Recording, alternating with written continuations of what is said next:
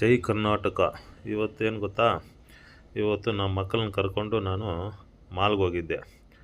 ಮಾಲಲ್ಲಿ ನೋಡಿ, ಇವರು ಬರೋದೆಲ್ಲ ವೀಡಿಯೋ ಮಾಡಬೇಕಂತೆ. ನೋಡು, ನನ್ನ ಕಷ್ಟ ನೋಡಪ್ಪ, ಯಾರಿಗೆ ಹೇಳಿ. ನೋಡು, ಓಡಾಡಬೋದೆಲ್ಲ ನಾನು ವೀಡಿಯೋ ಮಾಡಬೇಕಂತೆ. ನಾನು ಹಂಗೋ ಹಿಂಗೋ ನೋಡಿ ಲೇ ಹಂಗಲ್ಲೋ ಹಿಂಗೆಲ್ಲ ಓಡಾಡ್ತಾಯಿದ್ರೆ ಏನೋ ತಗೊಳ್ರು ಅಂದರೆ ಏನೋ ತಗೊತಾ ಇಲ್ಲ. ಆದರೆ ನಾನೇನು ಮಾಡಿದೆ, ನಂದು ಸ್ವಲ್ಪ ವೀಡಿಯೋ ಮಾಡು ಅಂತ ಹೇಳ್ಬಿಟ್ಟು ಅವ್ನಿಗೆ ನಮ್ಮ ದೊಡ್ಡವನ ಕೈಗೆ ಕೊಟ್ಟೆ. ಅವನೇನು ಮಾಡ್ದೆ, ನಾನು ಡ್ಯಾಡಿ ಅದು ತಗೋ ಇದು ತಗೋ ಅಂತ ಹೇಳ್ತಾ ಇದ್ದ.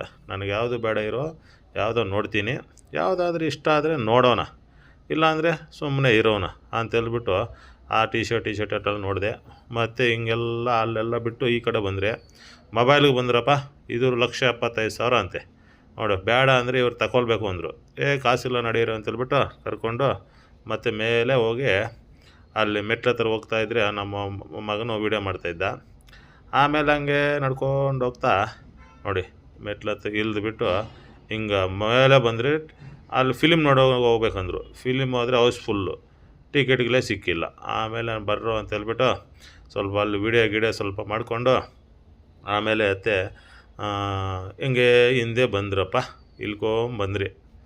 ಬಂದ ತಕ್ಷಣ ನಮ್ಮ ಹುಡುಗನ ಚಿಕ್ಕ ಹುಡುಗನ ತಿಂಡಿ ಬೇಕು ಅಂತ ಹೇಳ್ದ.